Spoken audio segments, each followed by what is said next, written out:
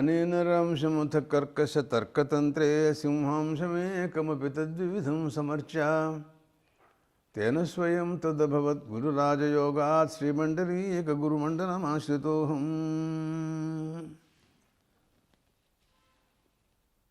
ఛాందోగ్యోపనిషత్తు సామగాన ప్రధానమైనటువంటిది, సామవేదానికి సంబంధించినటువంటిది. సామగానాన్ని గురించి ప్రసంగం చేస్తూ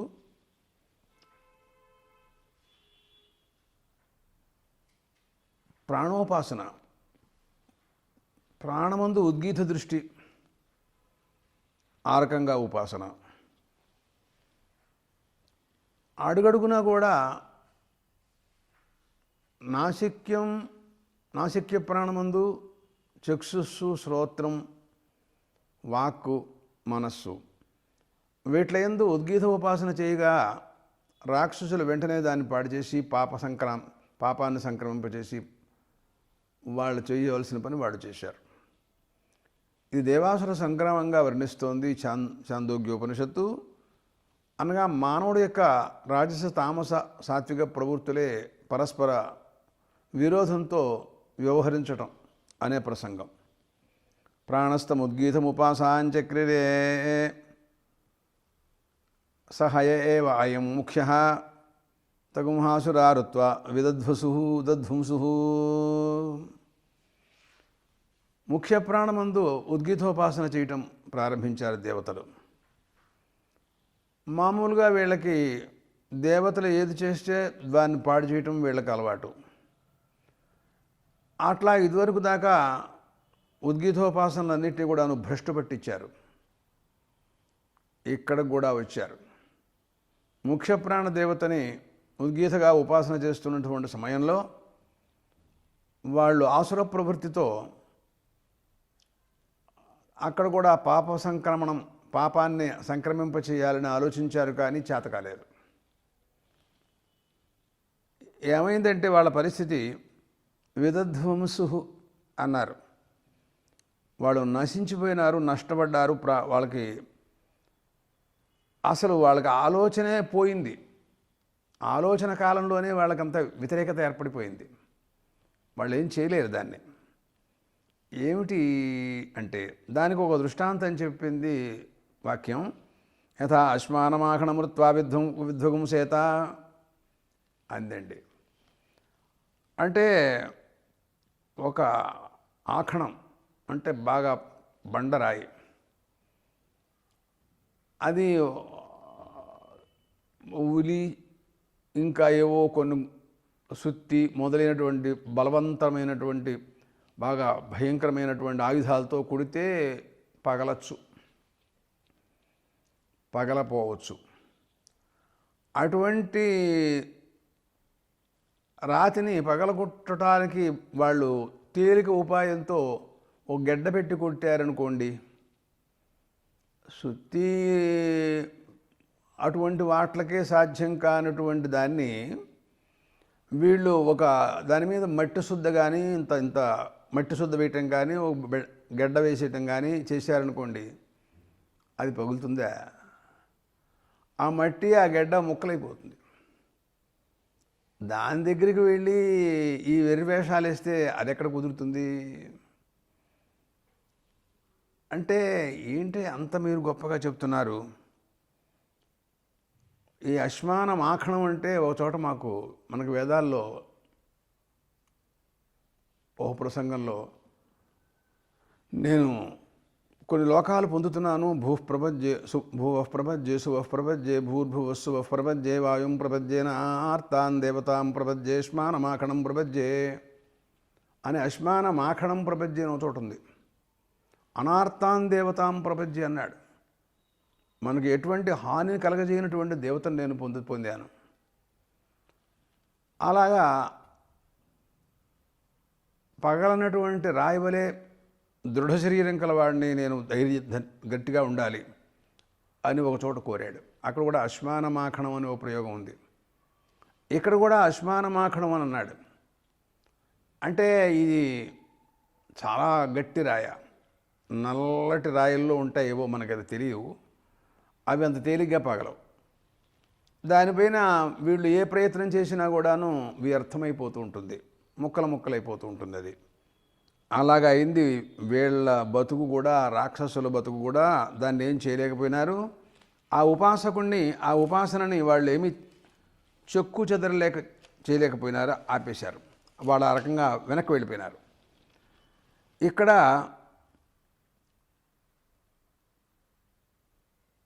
అట్లాగే ఎవరైతే ముఖ్య ప్రాణోపాసన చేస్తారో అలాంటి వారిని కూడాను ఎవరు ఏమీ చేయలేరు. ఏవం యథాశ్మానమాఖణమునుత్వా విధ్వంసతే ఏవం హేవం స్విధ్వంసత ఏవం విధి పాపం కామయతే యశ్చైవం అభిదాసతి సో ఏషోష్మాఖణ అని చెప్పింది. ఏవం విధి పాపం నాకు కామయతే. ఆ ప్రాణోపాసన చేసిన వాడిని ఎవరైతే ఇలాగా నశింపచేయాలని కోరతారో వారిని కొట్టాలి, తిట్టాలి, ఆ ఉపాసకుడిని నిందించాలి అని అనుకుంటారో అలాంటి వాళ్ళే భ్రష్టవుతారు. కానీ వాళ్ళని ఏం చేయలేరు. మట్టిగడ్డ, మట్టి శుద్ధ ఆ బండరాయి మీద వేసి కొడితే ముక్కలైనట్టుగా ఆ మహాత్ముడి యొక్క ఉపాసకుడి గురించి వాళ్ళు జోలికి పోతే వాళ్ళు కూడా అలాగే భ్రష్టైపోతారు అని కూడా చెప్పింది. ఇంతకీ ఇక్కడ ఒక సందేహం ఏమిటంటే, ఇందాక నాసిక్యం అన్నప్పుడు నాసికలో వాయు సంచారం ఉంది, అక్కడ కూడా ప్రాణోపాసన ఉంది, ఇక్కడ ప్రాణోపాసన ఉంది. మరి ఏమిటి ఆ ఉపాసన దగ్గరికి వచ్చినప్పుడు రాక్షసులు వాళ్ళు పాప సంబంధాన్ని దానికి కలగజేయగలిగారు. ఈ ప్రాణోపాసనప్పుడు ఈ ప్రాణం దగ్గరికి మాత్రం వాళ్ళు వచ్చి పాప సంబంధానికి కలగజేయలేకపోయినారు. ఏమిటి రెండింట్లలో తేడా అనేటటువంటి ఒకనొక ఆలోచన, ఒక ప్రశ్న. దానికి సమాధానం మనం చెప్పవలసి ఉంటుంది. అంటే అది ఘ్రాణేంద్రియం, నాసికాస్థానం, స్థానకరణాలు, అట్లా ఒక ఇంద్రియ సంబంధం, ఆ ఇంద్రియంతో సంబద్ధమైనటువంటి వాయువు అది. కాబట్టి అది అంత పరిశుద్ధమైనటువంటిగా అక్కడున్న ప్రాణవాయువుని మనం చెప్పడానికి లేదు. ఇప్పుడు ముఖ్య ప్రాణవాయువు ఇది. సాక్షాత్ ప్రాణశబ్దం చేత హిరణ్యగర్భుడని చెప్పాలి. అది ఆదిత్య స్వరూపం, అదే ప్రణవం. అలాంటి విశిష్టమైనటువంటి కానుక దేవతాతత్వం ఇది. అటువంటి దాని జోలికి పెడితే ఎవరు దాన్ని వారు గెలుస్తారండి? ఎవరికి సాధ్యమవుతుంది? కాదు కదా. అందువలన అక్కడైతే ఘ్రాణేంద్రియం దానికి సంబంధించినటువంటి నాసిక స్థానాలు, అకరణాలు, గోళ అంతా దానికి ఉండటం చేత అది కుదిరింది. ఇక్కడ అవేమీ లేవు కాబట్టి ఇక్కడ ఏమీ చేయలేకపోవడం అనేది జరిగింది. ఆ రకంగా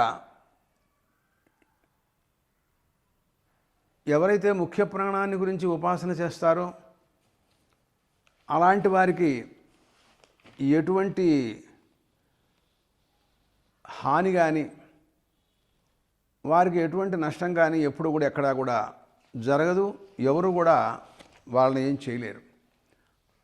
అటువంటి దేవాసుర సంగ్రామాన్ని గురించి ఒకదాన్ని కల్పించి అదంతా అధ్యాత్మంలో మనకు సంబంధించింది అని కానీ వర్ణిస్తూ మానవుల యొక్క ప్రాణవృత్తులు, మన ఇంద్రియ వృత్తులు, అవి సాత్విక వృత్తులు, రాజస వృత్తులు, ఇట్లాంటి విధానంతో సంగ్రామాన్ని, తద్వారా రాక్షసుల యొక్క ప్రవేశం, కొన్ని విషయాలలోనే వాళ్ళు మనని ఇబ్బంది పెట్టడం, అదే ముఖ్యమైనటువంటి ప్రాణాన్ని ఉద్గీతగా ఉపాసన చేసినప్పుడు వాళ్ళు చెప్పలేకపోవటం, ఇలా ఉద్గీతోపాసన మహాత్మ్యాన్ని గురించి వర్ణించింది చాందోగ్యం ఈ రకంగా. తరువాత 3వ అధ్యాయ ప్రారంభంలో మాట్లాడుతూ అసోవా ఆదిత్య ఇచ్చి అని ఆది మధు విద్యను గురించి ప్రసంగం చేస్తోందండి. ఇది ఒకనొక ఇంతవరకు చెప్పినటువంటి ఘట్టాలన్నీ కూడా చూస్తే కర్మాంగోపాసనలో ఇది స్వతంత్రోపాసన. ఈ పైన కొన్ని ప్రతీకోపాసనలు, కొన్ని సగుణోపాసనలు ఇలా ఉంటాయి. కర్మాంగోపాసనలు అంటే అవన్నీ సంపదుపాసనలోకి వెళ్ళిపోతాయి. కాబట్టి ఆ ఘట్టాలు 2 అధ్యాయాల్లో వారు బాగా విశాలంగా సామవేదాన్ని గురించి, ఉద్గీత ప్రస్తావ ప్రతిహార భక్తుల విశేషాల గురించి, ఆ ఉపాసనలు దాంట్లో ఉండే విశేషాలన్నిటి కూడాను ఆ రకంగా చెప్పారు. ఇక్కడ అసోవా ఆదిత్యో దేవమధు అంటూ మధు విద్య. ఎవరు ఈ మధు అంటే మనకి అంతరిక్షలోకంలో కనపడుతూ ఉండేటువంటి సూర్యభగవానుడు, ఆయనే మధు. ఆయన మధు అంటం చేత ఆనందం, ఒకానొక సంతృప్తి, ఇలాంటి అర్థాలన్నీ కూడాను కనపడుతూ ఉంటాయి. ఆయన్ని రోజు దేవతలందరూ కూడా ఉపాసన చేస్తూ ఉంటారని ముందు చెబుతుంది. వసువులు, రుద్రులు, విశ్వేదేవతలు అందరూ కూడాను.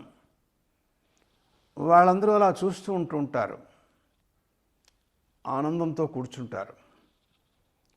దేవానాం మోదనాత్ మధ్వివ మధు. మధు ఏ రకంగా స్వీకరిస్తే, ఆస్వాదిస్తే ఆనందంగా ఉంటుందో, అలా వాళ్ళు అటువంటి తృప్తిని ఆ పరమాత్మ స్వరూపుడైనటువంటి ఆదిత్యుడిని చూసి తృప్తి చెందుతారు అనే విషయాన్ని ఇక్కడ చాలా గొప్పగా వర్ణన చేయటం ప్రారంభించి ఉపాసన ప్రసంగం తీసుకుంటోంది చాందోగ్యం 3వ అధ్యాయంలో. ఇక్కడ సర్వయజ్ఞఫల రూపత్వాదాదిత్యస్య.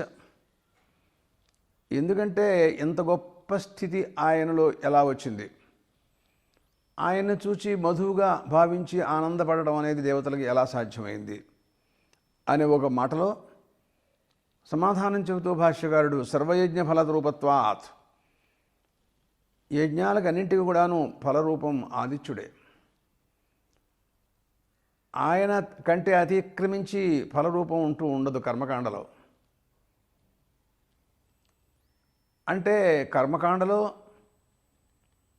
ఏ ఆవిర్భాగములు మనం ఇస్తూ ఉంటామో అగ్నిలో, అవన్నీ ఆదిత్యుడికే చెందుతాయని, తద్వారా ఆయన లోకాలకు అన్నింటి కూడాను సుఖ సంతోషాలు, జల సమృద్ధిని, అన్న సమృద్ధిని కలగజేస్తాడని ఇదంతా అడుగడుగునా కూడా వేదాలు వర్ణించే విషయం.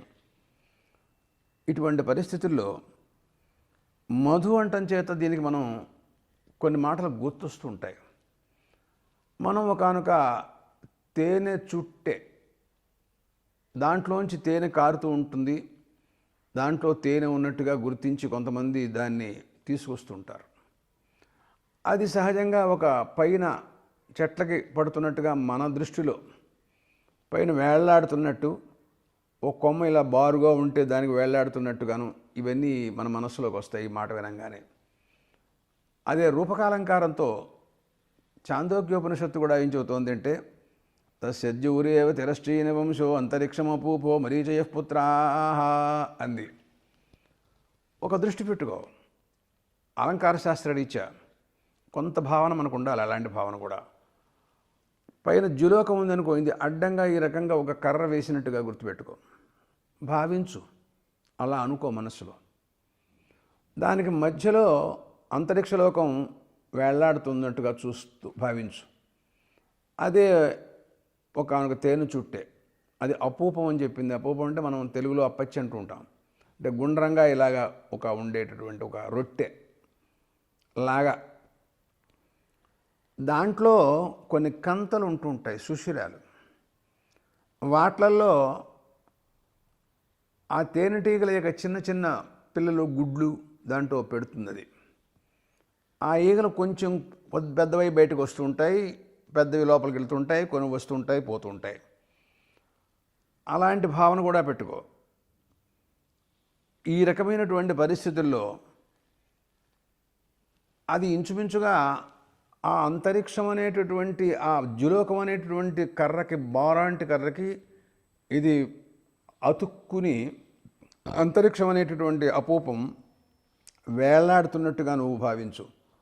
ఒక చెట్టుకి వేళ్లాడుతుంటే తేనె చుట్టే ఎలా నీ మనసులోకి వస్తుందో అలాంటి భావాన్ని అక్కడ కూడా పెట్టుకో. తేనె చుట్టుని మనం చూస్తూనే ఉంటాం, ఈగలు రావటం పోతూ ఉండటం కూడా మనకు తెలుసు. అలాంటివి అక్కడ కూడా జరుగుతూ ఉంటాయి. అయితే ఇంతకీ ఈ రశ్మి కిరణములు ఆ పిల్లలనేవి ఏమిటి అని అడిగితే మరీచయో రశ్మయ మరీచయ పుత్రాహ అన్నారు. సూర్యుడి యొక్క ఇంతకీ దాంట్లోంచి వచ్చినటువంటి తేనె, ఆ తేనె ఆదిత్యుడు సారం అన్నమాట ఆయన. ఇదంతా కల్పన. అంత ద్యులోకం కర్ర, అంతరిక్షలోకం దానికి ఒకానొక అపూపం వేళ్లాడుతోంది. దాంట్లో కిరణాలే దానికి పిల్లలు, గుడ్లు, చిన్న చిన్న ఈగలు బయటకు వస్తున్నాయి, లోపలికి వెళ్తున్నాయి. దాంట్లోంచి ఏ మధు నీకు లభిస్తుందో అది సూర్యుడు. ఇది నీ భావన. ఇలాంటి భావన నువ్వు చేయి దీంట్లో. అయితే ఇక్కడ ఒక విషయం, ఈ మరీచయ పుత్రాహ అనింది చూడండి శృతి. ఈ కిరణాలు ఏమిటి అని అడిగా. ఒక మాట అనుకో, భూలోకంలోంచి వచ్చినటువంటి ఉదకాలే ఆ కిరణాలుగా నువ్వు భావించు. అవి ఆ భూలోకంలో నీళ్లు ఉన్నాయి. ఆ సూర్యుడు తన కిరణాల ద్వారా ఆ నీళ్ళని తీసుకుపెడతాడు.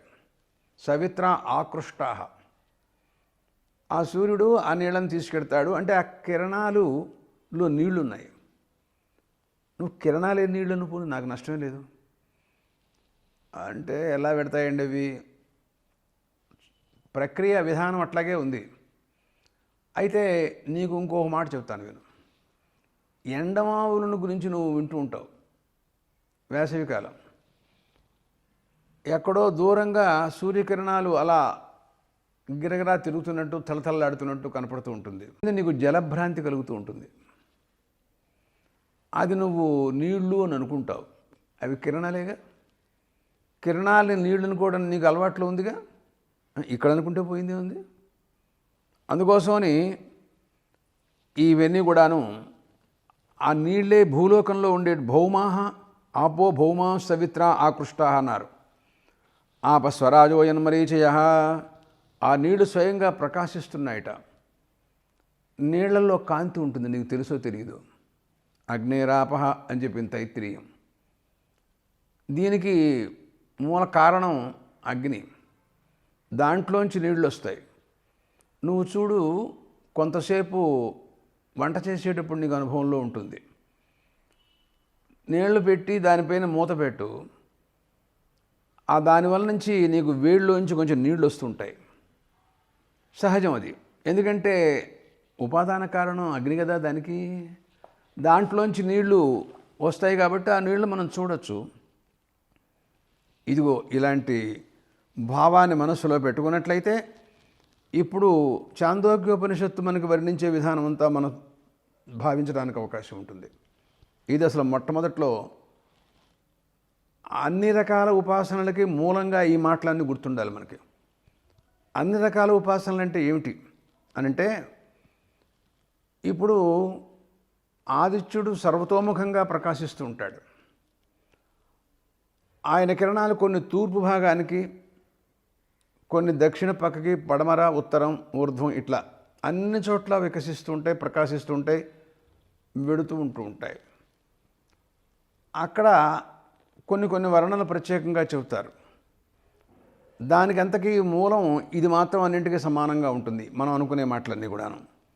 తస్యే ప్రాంచో రశ్మయస్థా ఏవ ప్రాచ్యో మధునాడ్య అన్నారు. తూర్పు దిక్కున కొన్ని కిరణాలు ప్రసరిస్తున్నాయి. అవన్నీ ఏమిటో తెలుసా? ఆ మధువుకి సంబంధించినటువంటి అపూపం ఉందనుకున్నాం కదా, దానికి సంబంధించినటువంటి ఛిద్రాలు, దాంట్లోకి కొన్ని వస్తుంటాయి కదా. తేనె కారుతూ ఉంటుంది, తేనె చుట్టూ ఈగలు వెళుతుంటాయి, ఆ రకమైనటువంటిది. అయితే ఇప్పుడు ఇక్కడ నువ్వు భావించవలసిన విషయం ఏంటంటే, ఆ తూర్పు పక్కగా ప్రసరించినటువంటి ఆ మధునాడులు నాడి అంటే అర్థం కూడా ఒక ఛిద్రం, ఒక కంత అన్నమాట, చిన్న సన్న రంధ్రం. మనం తేనె చుట్టు లోపల కనపడుతూ ఉండేటువంటి రంధ్రం లాంటి రంధ్రం. రుచ ఏవ మధుకృత ఋగ్వేద ఏవ పుష్పం అని చెప్పింది ఛాందోగ్యం. అవి దాంట్లోంచి వచ్చేటటువంటి ఆ నాడులు, ఆ ఛిద్రాలు ఉన్నాయే, దాంట్లోకి వచ్చి పోతూ ఉండేటటువంటి ఈగలు రుక్కులు. ఋగ్వేదంలో రుక్కులు ఉంటాయి. అగ్నిమీళే పురోహితం యజ్ఞశ్చ దేవమృత్యుజం హోతారం రత్నధాతమం అని చెబుతుంటారుగా. వేదాలలో రుక్కులు ఉంటాయి, యజుర్వేదంలో ఉంటాయి, అన్ని వేదాల్లోనూ ఉంటూ ఉంటాయి. ఆ రుక్కులు ఆ తేనెటీగలు అన్నమాట. అయితే ఇప్పుడు మరి తేనెటీగలు ఎక్కడికో వెళ్ళి తేనె పట్టి రావాలి కదా. అవును, ఎక్కడికెడతాయి? సహజంగా పుష్పాల్లోంచి తీసుకొస్తాయి మామూలుగా. అది భూరసం. భూమిలో ఉండే నీళ్లు ఆ వృక్షం ఏం చేస్తుందంటే తన వేళ్ల ద్వారా కింద నుంచి నీళ్లు లాక్కుని ఆ పుష్పంలోకి ఇస్తుంది, పుష్పానికి అందిస్తుంది. అందించగానే అక్కడికి వెళ్ళేటప్పటికల్లా అవి మధువుగా మారిపోతాయి. ఆశ్చర్యం. ఒక ఆయన అన్నాడు చూడండి, మన భర్తృహరి, సంతప్తాయుష సంస్థితస్య వయసో నామాపిన శ్రూయతే అన్నాడు. ఉదకాన్ని రకరకాలుగా వర్ణించాడు ఆయన. అదే ఉదకం ముత్యపు చెప్పులో పడినట్టయితే అది ముత్యంగా మారుతుందన్నాడు. స్వాతి వాన ముత్యం తెరుచుకుంటుందని, దాంట్లో పడినటువంటిది ముత్యం అవుతుందని ఏదో వర్ణిస్తుంటాడు. అదే నీళ్లు కాలినటువంటి ఇనపదాని మీద పడినట్టయితే, ఇనుము మీద పడినట్టయితే చురచురా మాడిపోతుందన్నాడు. తామరాకు మీద పడినట్టయితే తలతలా మెరుస్తున్నట్టుగా కనపడుతూ ఉంటుందన్నాడు. ఒకే వస్తువు స్థానభేదాన్ని పురస్కరించుకుని రకరకాల భావాలతో మారుతూ ఉంటుంది లోకంలో. దాని యొక్క వస్తువు యొక్క పరిస్థితి అలాంటిది అన్నమాట. ఆ స్థాన కల్పన అలాంటి ఉంటూ ఉంటుంది. ఇప్పుడు ఈ ఋగ్వేదం అనేటటువంటిది పుష్పం అన్నాం కదా. ఈ పుష్పంలోకి నీళ్ళే అక్కడికి వెళ్ళేటప్పటికల్లా తేనెగా మారిపోతున్నాయి. నువ్వు తేనెగా మారుతున్నాయి కదా అని మారకముందు చెట్టులోంచి వేళ్ల కింద ఉన్నట్టు నీళ్లు తాగావనుకో నీకేం ఉప్పుగా ఉంటాయి, అవేం బాగుండవు.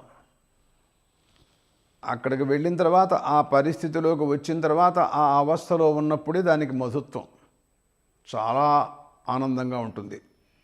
అది తాగితే మనకి ఎంతో ఆనందం కలుగుతుంది. మనకి మామూలుగా రామాయణంలో మాట చెబుతూ ఉంటాం మనం, కర్ణాంజలి సంపుటైరహ రహస్యం పిబత్యాదరాత్ వాల్మీకిర్వదనారవిందగళితం రామాయణాఖ్యం మధు అన్నారు వాళ్ళు. రామాయణాన్ని ఒక మధుగా వర్ణించారు. కృష్ణ పరమాత్మని గురించి శుకులు వారు మాట్లాడుతూ అధరం మధురం మధురాధిపతేరఖిలం మధురం అన్నాడు అనుకోండి. ఇంకా అసలు అంతా మధురాది మధురం అన్నాడు. పరమాత్మే మధురాతి మధురమైనటువంటి స్వరూపం. ఆయన మాట, ఆయన నడక, ఆయన చూపు, అరే ఆశ్చర్యం, దిగ్భ్రాంతి అన్నమాట. అలా చూసిన వాళ్ళందరూ అలా ఉండిపోవటమే కానీ ఏమీ చెప్పలేరు, మాట్లాడదు, ఇంకేమీ తోవాచో నివర్తంతే. అదొక ఆనంద స్వరూపం, బ్రహ్మతత్వం అన్నమాట అర్థం అది. అలాంటి మధురాతి మధురంగా వర్ణిస్తారు. రామాయణం కూడా మనం ఇక్కడ కూడా ముందు మాట్లాడతారు. ఆ విషయం మనకు అవసరం. దేవతలు ఈ మధువుని తాగుతారా, ఏం చేస్తారు అని విచారణ అంతా ముందు వస్తుంది మనకి. లేదు, వాళ్ళు తాగరట. అసలు ఈ మధు ఎలా ఉంటుంది? ఎరుపులో, తెలుపులో, నలుపులో రకరకాలుగా ఉంటుంది ఆ మధు. అసలు దాంట్లో మాధుర్యం కూడా చిత్రాతి చిత్రంగా ఉంటుంది. ఒకానొక పుష్పంలోంచి వచ్చినటువంటి మామిడి పూత, దాంట్లోంచి వచ్చినటువంటి తేనె అదొక రకం.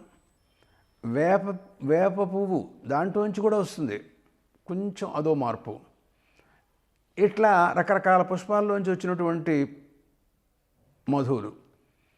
కానీ వాటి గుణాలు భిన్న భిన్నంగా ఉంటాయి. వేప చాలా చేదుగా ఉంటుంది, మామిడి తీయగా ఉంటుంది. కానీ మధు రూపంగా వచ్చి దీంట్లోకి వచ్చేటప్పటికల్లా రెండు ఒక రూపంగా మారిపోతాయి.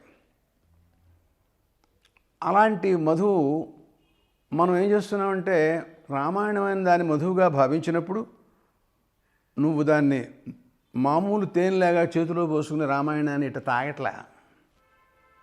చెవులతో వింటున్నావు. అందుకనే ఏమన్నారు, కర్ణాంజలి సంపుటై రహరహ సమ్యక్ పిబత్య ఆదరాత్ అన్నాడు. ఈ చెవులనేటటువంటి దొప్పల్లోంచి వాళ్ళు పాయసానికి దొప్పలిస్తారు చూసావు, దాంట్లో పోస్తే తాగుతుంటావు. ఇక్కడ పాయసం లేదు, దొప్పలు లేవు, పోయటం లేదు, తాగటం లేదు, ఏం లేదు. అది వింటూ ఉండటమే అక్కడ తాగటం. అక్కడ ఏ ఇంద్రియం ఏ వ్యాపారం చేస్తుందో ఆ వ్యాపారం ప్రకారంగా కలిగిన ఆనందమే మనకు ఆనందం. అన్నిటినీ మనం రసనేంద్రియం దగ్గర ఆస్వాదన చేసిన విధానంగా ఒక అప్పచ్చిన కొరుకు తిన్నట్టుగా, పాయసాన్ని తాగినట్టుగా, అలాంటిది మిగతా ఇంద్రియాల దగ్గర ఉండదు. ఉండకపోయినా తృప్తి అనేటటువంటి కలుగుతూ ఉంటుంది. ఆశ్చర్యకరం. స్పర్శన ఆనందం, అలాగే రాసనానందం, అలాగే రూపానందం, అలాగే శబ్దానందం, ఇవన్నీ కూడా ఆనందాలే. అవన్నీ కూడాను కలుగుతాయి అని ముందు చెప్తారు, మాట్లాడతారు వీరు. కాబట్టి ఇక్కడ ఈ పుష్పంలోంచి తేనె, అది ఋగ్వేదమే పుష్పం అన్నారు. ఏమండి, రూపకాలంకారంలో మీరు ఋగ్వేదం పుష్పం అని చెప్పారు, కానీ ఋగ్వేదం పుష్పమవుతుందా? పుష్పంలాగా రసాన్ని ఇస్తుందా? మధువును కలగజేస్తుందా? ఎట్లా కుదురుతుందబ్బా ఇది అని అంటే, అప్పుడు ఏం చేయాలంటే మీరు ఋగ్వేద సాధ్యమైనటువంటి కర్మానుష్ఠానము అని అర్థం చెప్పు దానికి. ఓహో అలాగా. అప్పుడు ఏమవుతుందంటే, రుక్కులు లేనిదే కర్మలు లేవుగా. ఆ కర్మల ద్వారా, కర్మ అంటే హోమం చేసినటువంటి ద్రవ్యం అగ్నిలో హుతమయ్యి అది సూక్ష్మరూపంగా ఒకనొక మాధుర్యోపేతంగా మధువుగా మారుతుందంతే. వెంటనే అది వెంటనే సూర్యభగవానుడికి చెందుతుంది.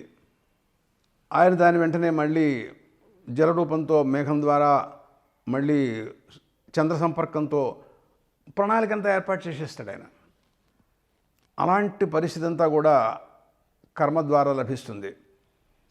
ఇదంతా ఒకనొక విధానం, కర్మకాండలో ఉండేటటువంటి విధానం. కాబట్టి ఇక్కడ ఋగ్వేద శబ్దానికి అర్థం నువ్వేం చెప్పాలి అంటే, ఋగ్వేదేన ఉపలక్షణ విధయ ఋగ్వేద సాధ్యం కర్మ. అంటే ఋగ్వేదం అంటే ఋగ్వేదమే కదా, ఒక ఋగ్వేదంతో కర్మ ఏం చేస్తారు? ఋగ్వేదం, యజుర్వేద ఉపలక్షణ విధయ, మిగతా వేదాలు కూడా తీసుకోవాలి. అట్లా మిగతా వేదాలప్పుడు కూడా ఈ ఋగ్వేదాన్ని కూడా తీసుకుంటూ ఉండాలి మనం. అట్లా దానికి అర్థం చెప్పాలి. రుచి ఏవ మధుకృత ఋగ్వేద ఏవ పుష్పం. తేనెటీగలు రొక్కులు దాంట్లోంచి వెళ్ళి వస్తున్నాయి, మధు తీసుకొస్తున్నాయి ఋగ్వేదం అనే పుష్పంలోకి. అంటే ఇంచుమించుగా ఋగ్వేద సాధ్యమైనటువంటి కర్మానుష్ఠానాలలో అక్కడ హోమం చేయగా హుతమైనటువంటి పరమ పవిత్రమైనటువంటి కనుక సూక్ష్మాంశం, అది ఎంతో విలువైనటువంటి అంశం. అది సూర్యభగవానుడు తీసుకుని దాన్ని మళ్ళీ మార్చి దాన్ని ఎంతో విలువైనటువంటి దానిగా తయారు చేసి దాంట్లోంచి మళ్ళీ ఆదిత్యమండలంలోకి పంపించి అక్కడ అమృతమయంగా చేసి మేఘమండలంలోకి పంపించి దానికి జీవనం అనే పేరు, నీళ్ళకి జీవనం అనే పేరు. తద్వారా మళ్ళీ భూలోకంలోకి మనకి జీవనం అన్నమాట, నీళ్ళు ఇస్తుంటాడు ఆయన. అసలు ఆయన చేసినటువంటి పని ఎంతో విలువైనటువంటిది. కేవలం నీళ్ళు ఇవ్వటమే కాదు, తద్వారా ఓషధుల్లోకి చంద్రకిరణాల ద్వారా రసాన్ని పంపించి ఓషధులనిచ్చి, అన్నం ఇచ్చి, నీళ్ళు ఇచ్చి, ప్రాణాన్ని ఇచ్చి రక్షించేటటువంటి మహానుభావుడు ఆ సూర్యభగవానుడు. కాబట్టి ఈ ఉపాసనలో మనం ఆయన యొక్క స్వరూపాన్ని అంతటిని కూడాను పరిపూర్ణంగా మనం తెలుసుకోవాలి. తా అమృత ఆపస్తా ఏవ రుచః.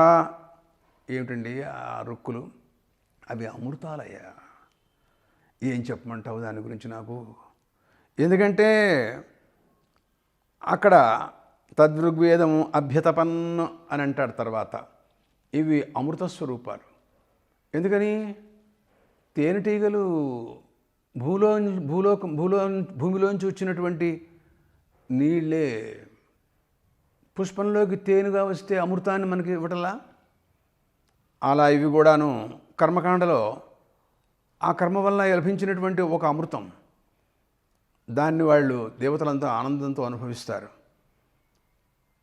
అదే అన్నారుగా మనం అనుకుంటున్నాం, అడుగడుగునా చెప్తుంటాను నేను. అమృతత్వం దేవేభ్య ఆగాయాని స్వధాం పితృభ్య ఆగాయాని ఆశాం మనుష్యేభ్య ఆగాయాని తృణోదకం పశుభ్య ఆగాయాని స్వర్గంలో కన్యజమానాయ ఆగాయాని అన్నమాత్మన ఆగాయాని. మొత్తం అంతా అన్నమే. సర్వప్రాణి వర్గానికి అన్నం ఇస్తుంది కర్మ. ఇలా మనం ఒకసారి పంచాగ్ని విద్య కూడా చూడాలి. చాందోగ్యమే చెబుతుంది ఆ విషయాలన్నీ కూడాను. ఇలా జగచ్చక్రాన్ని అంతటినీ తిప్పి లోకానంతటినీ కాపాడేటటువంటి మహానుభావుడు ఆ సూర్యభగవానుడు. ఆయన యొక్క పరిస్థితి ఇది పుష్పమని, అవి రుక్కులని, అవే తేనెటీగలని, అవి కర్మలో ఎలా ప్రవర్తిస్తాయి, ఆ స్థితి ఎలా ఉంటుందో వర్ణిస్తుందండి. ఇంక పైన చూద్దాం.